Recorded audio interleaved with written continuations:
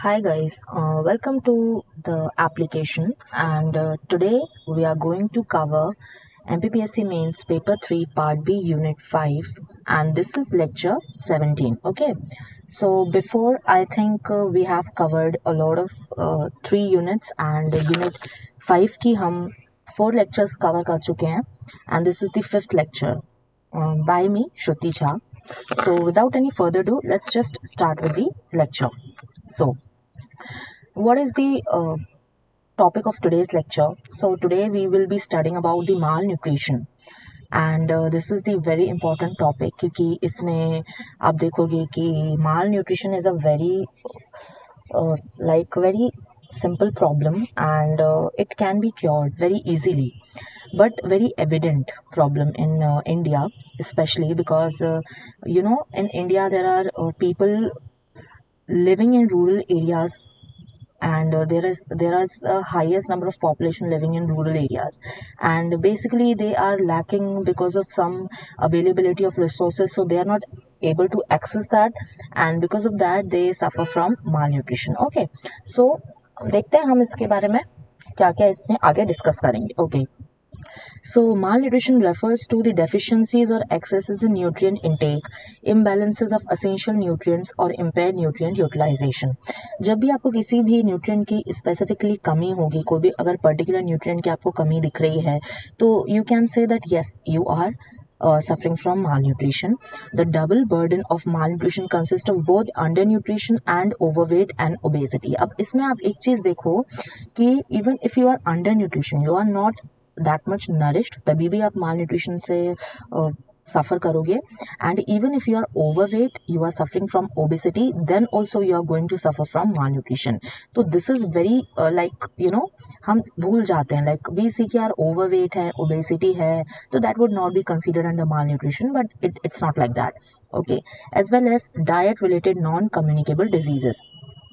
So there are four broad subforms of undernutrition, that is wasting, stunting, underweight and deficiencies in vitamins and minerals. Okay, तो इस type के आपके क्या हो सकते हैं, आपके malnutrition हो सकता है, and you can see कि malnutrition की कितनी कितनी categories हो सकती हैं. Okay, so malnutrition or undernutrition is caused by a lack of nutrients. We already know that, either as a result of a poor diet or problems absorbing nutrients from food. कभी कभी क्या होता है कि we are not eating that much nutrient adequate food. Okay, and हमें कमी हो जाती है न्यूट्रिएंट्स की, बट समटाइम्स ऐसा होता है कि हमारी बॉडी में कभी कभी ऐसे जो हैं वो ऑर्गन्स या फिर वो प्रॉपरली वर्क नहीं करते हैं, तो they can not absorb nutrients as they could, तो उनकी जो एफिशिएंसी है उससे वो कम काम करते हैं.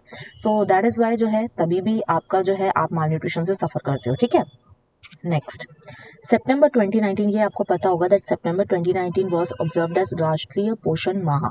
Okay, and that urged people to support the government's nutrition campaign to ensure a healthier future for women and children. तो ये तब से चलता आ रहा है और हमारे मध्य प्रदेश में भी ये जो है वो न्यूट्रिएंट मंथ जो है, न्यूट्रिशन मंथ जो है वो सितंबर को डिक्लेयर कर दिया गया था. ठीक है, however, even after a bunch of policies targeting malnutrition, that is Integrated Child Development Scheme 1975, the National Nutrition Policy 1993, the Midday Meal Scheme for School Children 1995, and the National Food Security Act 2013, the malnutrition in India remains high.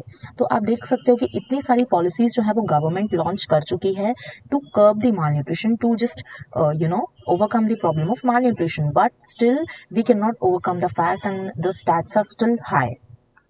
Now, significance of zero hunger. The reason for mapping hunger is to ensure that the world achieves zero hunger by 2030. तो ये एक आप बोल सकते हो कि this is a part of an SDG, which is Sustainable Development Goal, और this is the goal number 2, which is zero hunger by 2030. So that zero hunger by 2030 means that not a single people should suffer from malnutrition, or not a single a person should die by starvation or hunger. Okay, then although achieving zero hunger requires not only addressing hunger but also the associated aspect of malnutrition, that is food and nutrition security, and World Food Day is observed annually on 16th of October to address the problem of global hunger. तो ये हमें पता है कि अक्टूबर 16 जो है वो world food day हम लोग सेलिब्रेट करते हैं। And we also need to code this in our answers if question from malnutrition comes, so that it can fetch you very good marks. Okay.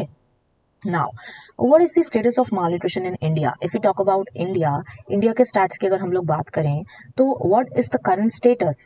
कितने बच्चे सफ़र कर रहे हैं malnutrition से, कितनी women सफ़र कर रही हैं, वो हम इसमें देखेंगे. Okay, you can also quote these facts in your answers. Okay, remember that.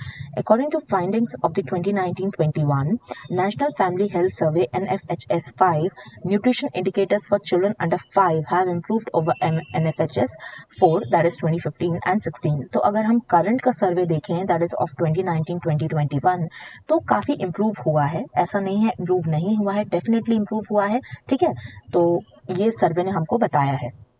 Then stunting has reduced from 38.4% to 35.5%, wasting from 21 to 19.3%, and underweight prevalence is down from 35.8% to 32.1%. Okay, now women from 15 to 49 years whose BMI is below normal has reduced from 22.9% in NFHS 4 to 18.7% in NFHS 5. तो आप देख सकते हो कि BMI जो है women का who are from 15 to 49 years, it has currently reduced. Okay, in the current survey, if you are observing, then it has reduced to a very good amount of level. Okay, according to the Indian Council of Medical Research, that is ICMR, in 2017, malnutrition was the predominant risk factor for death in children younger than 5 in every state of India.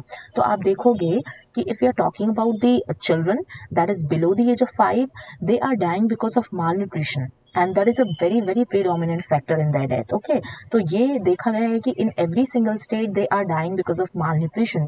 So we need to address this problem. Okay. Next, according to the Global Burden of Disease Study 2017, malnutrition is among the leading causes of death and disability in India. ये हमने देख ही लिया है.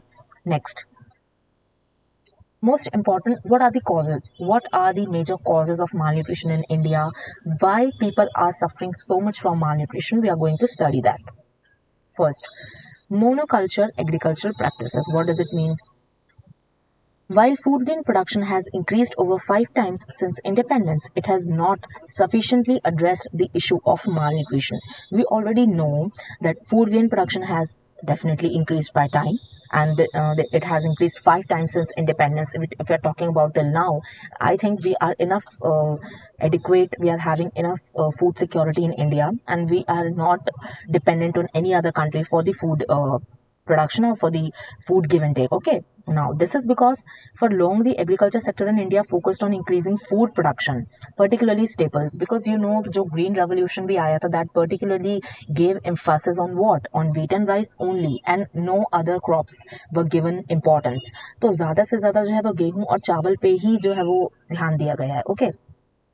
This led to lower production and consumption of indigenous traditional crops, grains, fruits and other vegetables, impacting food and nutrition security in the price. अब हमको पता है जब आप एक ही चीज़ पे काम करोगे, एक ही चीज़ को जो है वो आप ग्रो करोगे, तो डेफिनेटली दिक्कत तो आएगी, है ना. अब हर एक न्यूट्रिएंट की अपनी अपनी क्वालिटी होती है. आपको पता है कि जो स्टेपल्स होती हैं, जो मिलेट्स होते हैं, like bajra, jowar, every single millet is unique in their own content, और उनके न्यूट्रिएंट्स जो है वो उनकी अलग ही वैल्यू होती है. ओके, तो हमारे यहाँ आप देखते हो कि ज़्यादा से ज़्यादा यहाँ पे आपको ज़्यादा से ज़्यादा गेहूँ चावल की ही जो है वो खेती देखने को मिलती है. ठीक है, so it is very important to grow other millets also, other crops also. Okay, then changing food patterns. Food consumption patterns have changed substantially in India over the past few decades, which has resulted in disappearance of many nutritious local foods. For example, millets. देखो मैंने आपको वही बताया कि millets जो है, millets अपने आप में बहुत ही ज़्यादा nutritious food होते हैं. ओके, उनका खुद का ही अगर आप उतना ही पार्ट ले लेते हो, एक आप बाजरे की रोटी या ज्वार की रोटी आप बना के खाते हो, तो वो अपने ही एक लेवल में यूनिक न्यूट्रिएंट्स को रहते हैं उसके पास, and that is more than enough for you. Okay, but वही है ना कि हमारे यहाँ जब ग्रो नहीं होगा तो हम खाएंगे कैसे. ठीक है. Next, poverty. ये तो सबसे ज़्यादा रेलिवेंट फैक्टर है, because you are suffering from poverty, you are under below poverty line, so you not able to access the food. आपके पास जब अफोर्डेबिलिटी ही नहीं होगी तो आप कैसे ले पाओगे, खरीद पाओगे। Okay, so this is very common reason. Though poverty alone does not lead to malnutrition, it affects the availability of adequate amounts of nutritions food, जो मैंने आपको बताया, for the most vulnerable populations. Okay, ज़्यादातर लोग जो है अगर माल nutrition से सफ़र कर रहे हैं तो जब the major reason is poverty, okay, only because of poverty they are not able to afford the food. Okay, lack of sanitation and clean drinking water, lack of potable water, poor sanitation and dangerous hygiene practices increase vulnerability to infectious and waterborne diseases which are direct causes of acute malnutrition. आपको ये बात पता है कि अगर आप देखो कि भाई देखो, पीने का पानी अगर आपको साफ नहीं मिलेगा, आपको अगर सैनिटेशन साफ नहीं मिलेगा, तो डेफिनेटली कहीं ना कहीं डिजीजेस अगर होंगे, ठीक है। और कहीं ना कहीं अगर आप अच्छी चीज़ खा भी रहे हो तो भी आप कहीं ना कहीं देखोगे कि आपकी बॉडी जो है वो सफ़र कर रही है। ओके, या तो आपको डायरिया होगा या आपको मलेरिया होगा due to the not living in the hygienic conditions, तो ये भी एक रीज़न हो सकता है, ठीक है। देन माइग्रेशन, आप इधर से उधर आप ट्रैवल कर रहे हो पूरे टाइम, ठीक है, आप in the search of job, in the search of resources, कोई भी रीजन हो सकते हैं, तो उसकी वजह से भी कभी कभी हो सकता है कि जहाँ आप पहले रहते थे वहाँ पे आपको अच्छा खासा खाना मिल जाता था, बट अभी आप जहाँ पर जा रहे हो वहाँ पे आपको अवेलेबिलिटी उतनी नहीं है, या तो वहाँ पे चीज़ें बहुत ज़्यादा एक्सपेंसिव हैं if you are moving to the urban areas, तो ये एक बहुत ज़्यादा इशू हो जाता है। ओके, seasonal migrations have been a livelihood strategy for the poorest higher households in India as a means to assess food and money through casual labor. Then, gender injustice. There is a correlation between gender discrimination and poor nutrition. Malnourished girls become malnourished adolescents who marry early and have children who become malnourished, and so the cycle continues. अब आपको पता है कि जो लड़कियां हैं उनकी जल्दी शादी कर दी जाती है, ठीक है। अब जब जल्दी शादी कर दी जाएगी, they are malnourished at that point of time, एंड अगर उनकी जल्दी शादी कर दी जाएगी तो जो उनका बच्चा होगा वो भी तो malnourished पैदा होगा ना। ये लोग समझते नहीं है इस बात को, ठीक है। नेक्स्ट, लैक्यूने एट पॉलिसी लेवल, ठीक है। अब देखो पॉलिसी लेवल पे कैसे, तो क्या होता है कि ज़्यादातर जो है जगह पे पॉलिसी जो है वो अच्छे से वर्क नहीं कर पा रही है, ठीक है। हम देखते हैं पॉलिसी का जो है एम कुछ और होता है, बट शायद वो उतने अच्छे से जो है वो रिजल्ट्स आपको नहीं दे पाती हैं, तो उसकी वजह से ये इश्यूज होते हैं कि you are not able to create that impact which you were which you wanted to. Okay, next. Government programs for supplementary nutrition. Now, the supplementary nutrition is what? It is connected to the malnutrition only.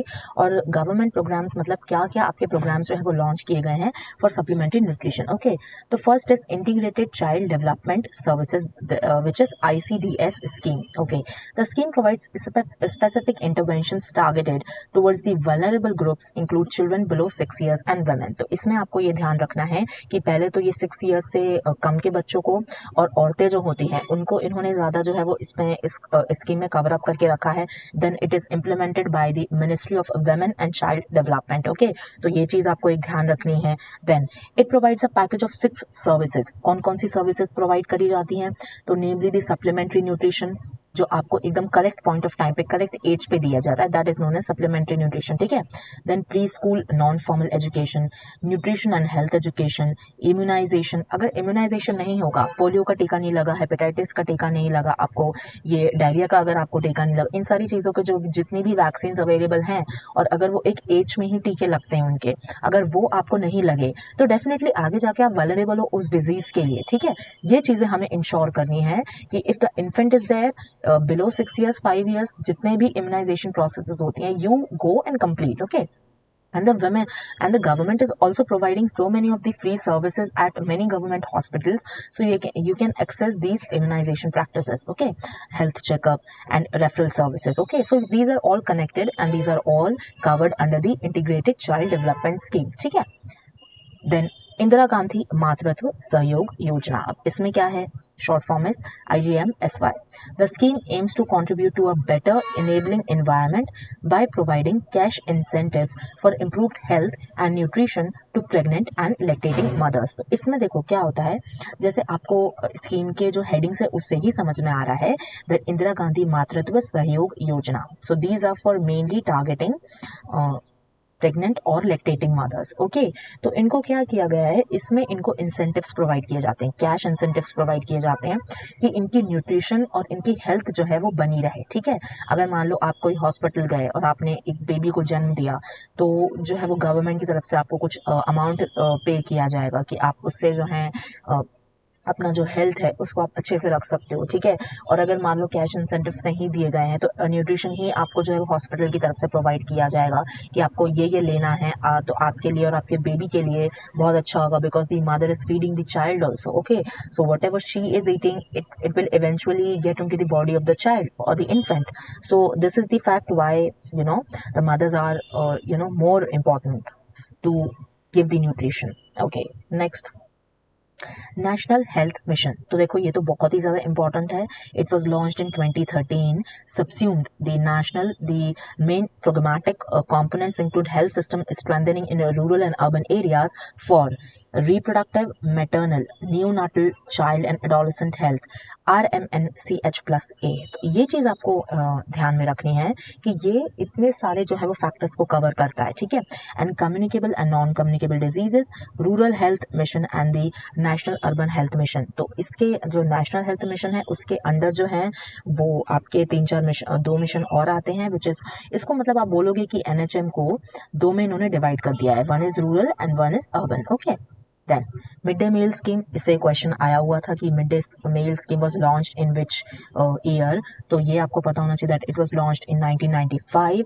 It provides that every child within the age group of 6 to 14 years starting in class 1 to 8 who enrolls and attends the school shall be provided with a hot cooked meal free of charge every day except on school holidays। ठीक है, तो ये आपको पता है mid day meal scheme के बारे में इतना कुछ मुझे बताने की ज़रूरत नहीं है। बच्चों को जो है वो एडिक्वेंट फूड दिया जाता है विथ वेरी न्यूट्रिशियस फूड। उनको ब्रेकफास्ट में भी जो है इंश्योर किया जाता है कि उनको दूध दिया जाए और उनको कोई भी फ्रूट दिया जाए उसके साथ, सीजनल फ्रूट। देन उसको उनको लंच में भी ये चीज़ देखी जाती है कि उनको सारी चीज़ें होनी चाहिए, सैलड भी होना चाहिए उनको, राइस एंड दाल भी मिलनी चाहिए, सारी चीज़ें होनी चाहिए। तो ये चीज़ जो है वो एक बहुत अच्छा इनिशिएटिव था, it actually worked very well. Okay, next is national nutritional policy 1993। तो देखो ये जो एक पॉलिसी है 1993 वाली, NNP was adopted under the aegis of Ministry of Women and Child Development. ठीक है, देखो हर एक चीज़ जो है वो वुमेन एंड चाइल्ड डेवलपमेंट के ही अंडर एम्बिट में काम करेगी, क्योंकि आपको इन्हीं दोनों के, आपके ये टारगेटेड लोग हैं, आपको इन्हीं दोनों को टारगेट करना है। ठीक है, then the strategy of NNP was a multi-sectoral strategy for eradicating malnutrition and achieving optimum nutrition for all।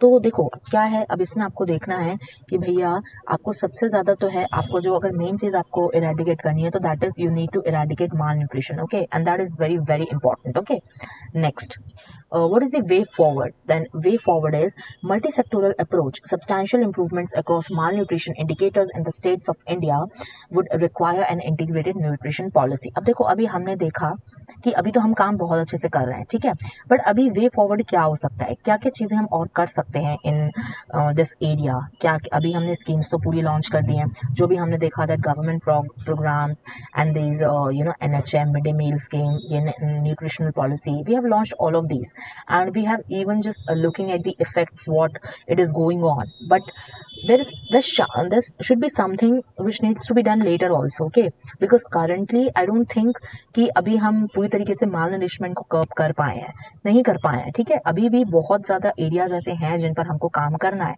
सो उस एरिया में हम अगर काम करें तो that would be called as way forward, and for that multi sectoral approach should be adopted. Okay, so आपने देखा substantial improvements across malnutrition indicators in the states of India would require an integrated nutritional policy। देखो हर एक states को, देखो every state is not equal in their own population और in any of the content. ठीक है, हर एक state की अपनी अपनी ही खूबी है और एक उनकी अपनी ही पॉपुलेशन की अपनी प्रॉब्लम्स हैं।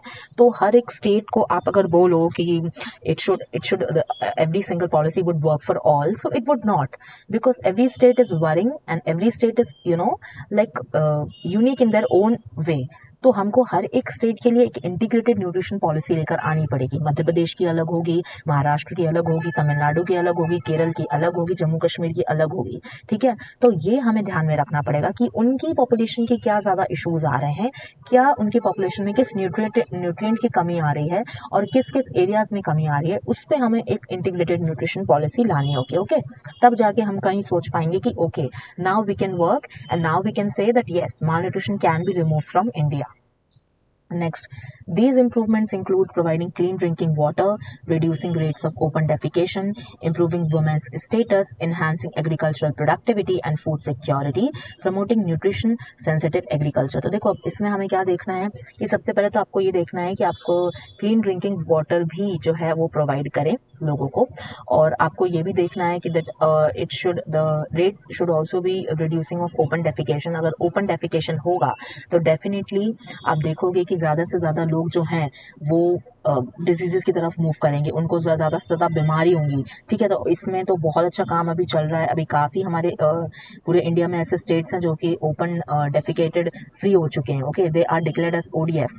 तो ये चीज़ हमको बहुत अच्छे से काम करना है। Then we need to improve the women's status as well. ठीक है, वुमेन का स्टेटस बढ़ाना है, हमें कोशिश करनी है कि उनकी जल्दी एज में शादी ना हो, जिससे वो माल नरिशमेंट से बिल्कुल भी सफ़र ना करें। Okay, next, integrated nutrition policy can be brought by harmonization of efforts across ministries, political will and good governance. ठीक है, अब देखो जो भी न्यूट्रिशन पॉलिसी लेकर आए उसमें काम अच्छे से कब चलेगा, उसमें काम अच्छे से तब चलेगा जब सारे ही स्टेक होल्डर्स अच्छे से मिलकर काम करेंगे। ठीक है, चाहे वो कोई मिनिस्ट्री हो, चाहे वो कोई पॉलिटिकल विल हो, चाहे वो कोई भी गवर्नमेंट हो, अगर उनका विल नहीं होगा काम करने का तो कोई भी चीज़ अच्छे से नहीं हो सकती। Okay, so there should be, you can say that coordination between all of the ministries and coordination between all of these stakeholders which are working towards this removing malnutrition from India. ठीक है, now, such coordinated efforts will ensure that essential nutrition services reach the most deprived communities. देखो वही बात आ गई ना,